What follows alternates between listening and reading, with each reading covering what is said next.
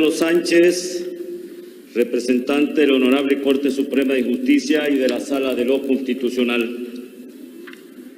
Compañeros miembros de Junta Directiva, diputadas y diputados de esta Asamblea Legislativa.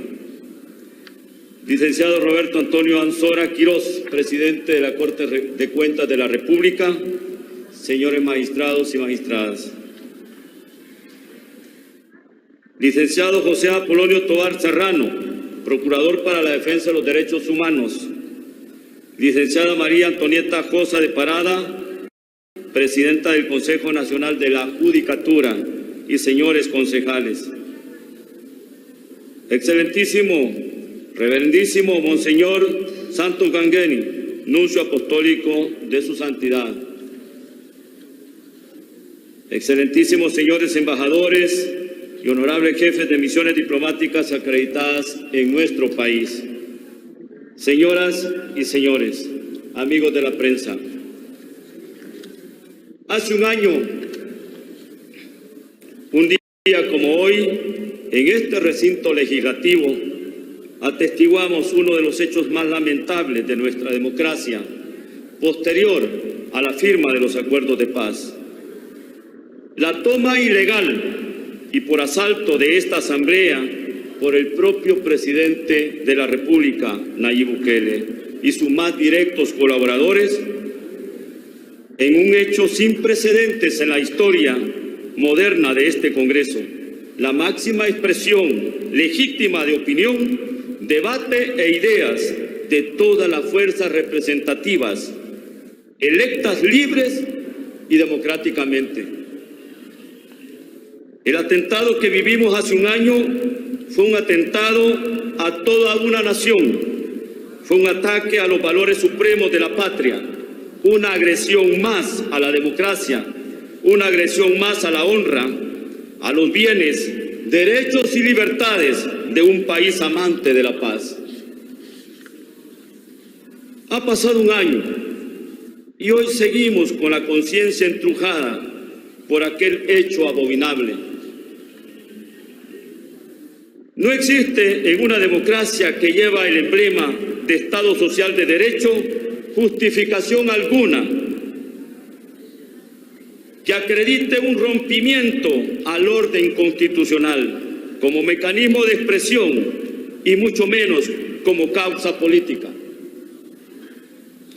Cuando hemos transitado con múltiples dificultades a una democracia estable y representativa, viene un presidente y, despreciando los pesos y contrapesos de nuestro Estado constitucional de derecho, se jacta de atentar contra un poder independiente y legítimo del Estado, atentando subvertir los valores democráticos que tanto hemos atesorado y defendido. No fue un hecho espontáneo ni inesperado.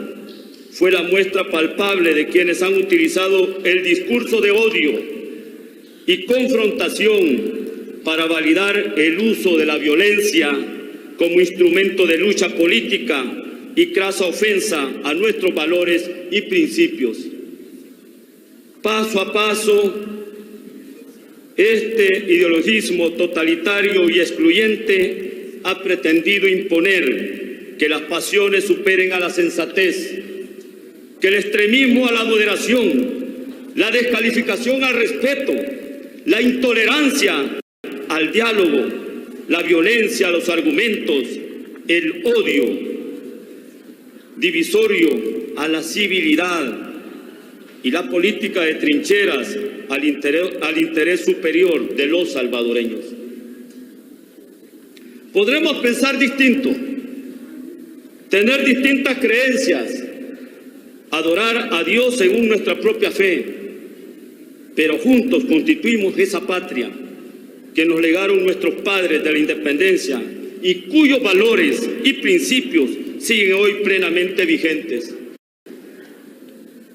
Recordamos ese fatídico intento de alteración de la estabilidad democrática del país, y es bueno y necesario aprender las lecciones que este oscuro capítulo de la historia hoy nos ha dejado, para que las presentes y futuras generaciones sepan que lo que ha costado obtener en democracia bien vale la pena defenderlo, apreciarlo y protegerlo.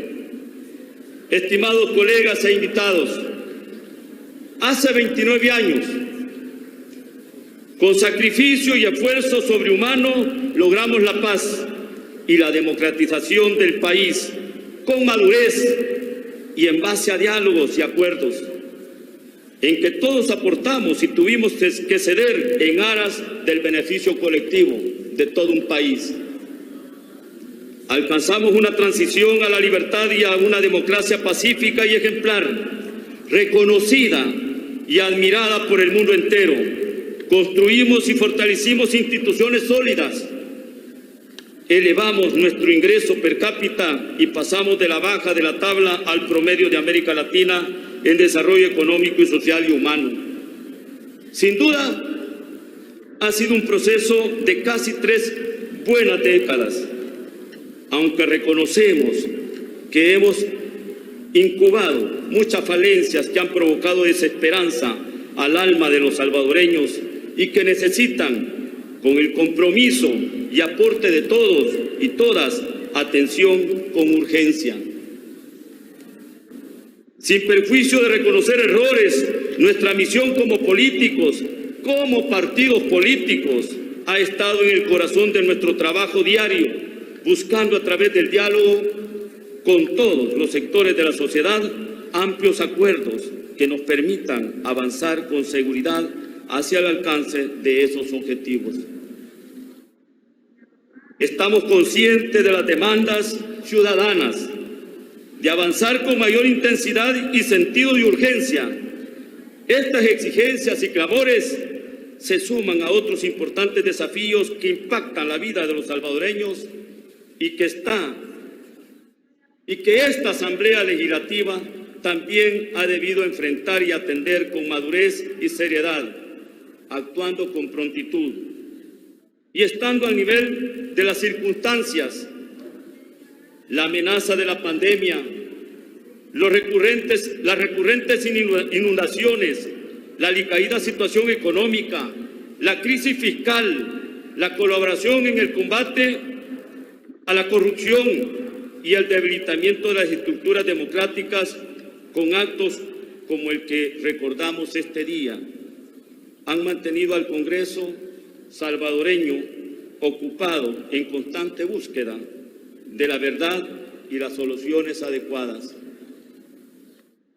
Frente a la violencia y atentados al orden público, que por su magnitud, extensión e intensidad lamentablemente han sobrepasado en muchas ocasiones la tolerancia y el sentido lógico, hemos usado todos los instrumentos que la ley y el Estado de Derecho nos facultan como Asamblea Legislativa. Cada vez que se han cometido abusos, excesos y delitos, esta legislatura, a la cual represento, los ha condenado y se han iniciado los procesos que nos habilita la Constitución y las leyes. Y hemos puesto los antecedentes en manos del Ministerio Público para que investigue como corresponde en una democracia con Estado de Derecho y seguridad jurídica. Y es que en un sistema republicano de balances y contrapesos, cabe recordar que la obligación del presidente de la República de informar al órgano legislativo por sí o a través de sus ministros refleja el espíritu del constituyente de propiciar el equilibrio entre los poderes y de subordinar los actos del Ejecutivo al análisis de la soberanía popular representada en esta Asamblea Legislativa.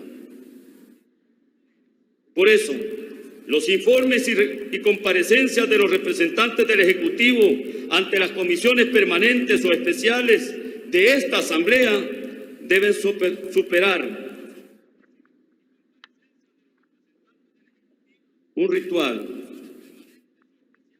oculto a la personalidad y constituirse como el espacio de encuentro entre dos vertientes, la de la representación popular, representada en este órgano de Estado, y el Ejecutivo, que fomentan con su conducta republicana el aprecio de la ciudadanía al poder y promueven la comprensión de la sociedad sobre los hechos del gobierno, garantizando a un tiempo que desviaciones y hierros sean revisados por las instancias competentes para encauzar su rectificación.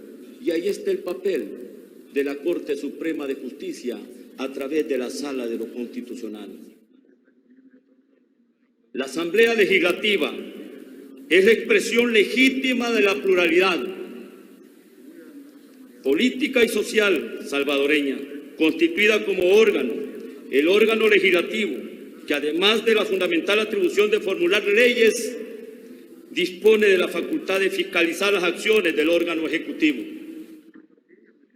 No nos estamos equivocando, vamos por el camino correcto y hemos hecho lo que es correcto, lo que es apegado a derecho, lo que es apegado a la Constitución. Por encima del antagonismo o lealtades partidarias, la hora de la democracia salvadoreña exige que el Poder Legislativo despliegue a plenitud su responsabilidad constitucional. Reclama que el Ejecutivo aquilate y aprecie la trascendencia de que la República disponga de un órgano legislativo vigoroso y actuante, no de un órgano legislativo sometido al Poder Ejecutivo. Por ello, agradezco y reconozco a mis colegas diputados y diputadas de esta legislatura su oportuna actuación en el trabajo y su firme voluntad, quienes han estado a la altura de las circunstancias y reflejando actitud política, conciencia de Estado y vocación social, lo que nos ha permitido a un año de mantener ilesa la institucionalidad y la gobernabilidad democrática en el país, el esfuerzo de esos hombres y mujeres que, a pesar que tenemos diferencias ideológicas, trabajamos con un solo fin, de hacer cumplir la Constitución y la ley y de orientar nuestros esfuerzos de forma tal que encontremos las soluciones a los diferentes problemas del país. Queridos asistentes, cuando observamos nubarrones y amenazas a la paz, a la sana convivencia y a nuestra democracia, debemos revivir y practicar las mismas virtudes y cualidades que nos permitieron recuperar en forma ejemplar nuestra democracia hace ya casi 30 años, cuando esos hombres y mujeres dejaron sus posiciones ideológicas, pensaron en el bien común de todo un país y firmaron los acuerdos de paz. Un intento de vuelta al pasado, desconociendo nuestra historia, constituye una clara amenaza para la vigencia de los derechos humanos y las libertades fundamentales de cada salvadoreño.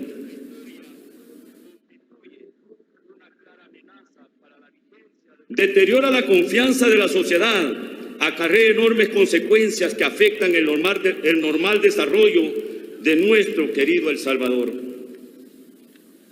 El desenlace de las fuerzas y movimientos surgidos a partir del 9 de febrero aún no está escrito y dependerá de nuestra actitud, conducta y acción al camino que queremos elegir. Hay dos caminos, el de una dictadura y el de una democracia. ¿Por cuál camino tenemos que caminar este 28 de febrero? No hay a dónde perderse.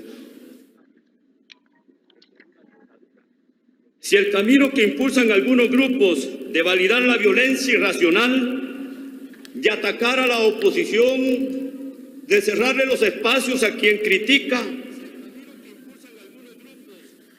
de debilitar a los medios de comunicación independientes que construyen patria todos los días, de hostigar a aquellos que señalan lo que no está correcto, y desprestigiar y fomentar división y confrontación entre salvadoreños, de su actuar con demagogia, populismo o irresponsabilidad, delegitimando el diálogo y el acuerdo, intentando alargar la crisis lo máximo posible para obtener sus objetivos que no logran conseguir por los caminos de la democracia. Tenemos que hacer una reflexión todos los salvadoreños, no solo los que están potestados a cumplir una función pública, como los 84 hombres y mujeres que conforman este órgano legislativo, que es la expresión misma de la representación del pueblo y de las diferencias ideológicas. O queremos el camino que impulsamos los que honramos la democracia y somos amantes de la paz, los que estamos siempre dispuestos a enfrentar con firmeza y dentro del marco de la ley y la Constitución todo tipo de violencia, cualquiera que sea su sentido y naturaleza. Quienes respetamos y contribuimos a fortalecer las instituciones y el Estado de Derecho, los que creemos que el uso legítimo de la fuerza dentro del marco de la ley y valoramos y practicamos la unidad nacional y los caminos del diálogo y el entendimiento. A eso tenemos que apostarle. Ese debe ser nuestro horizonte. Los salvadoreños, hace un año, casi perdemos nuestro sistema democrático. Posterior a ese 9F, muchos salvadoreños, a través de los decretos dados, pudieron sentir que es estar encerrado y perder su libertad individual y colectiva. Debemos de entender que aquel hombre que pierde su libertad no tiene horizonte, no tiene norte. Aquel hombre que pierde su libertad no tiene esperanza. Aquel hombre que pierde su libertad no tiene futuro. La historia nos ha demostrado una y otra vez que el primer camino conduce rápida e inobservablemente a una crisis generalizada de estancamiento y frustración que significa dolor y sufrimiento. Me refiero que cuando la violencia se impone,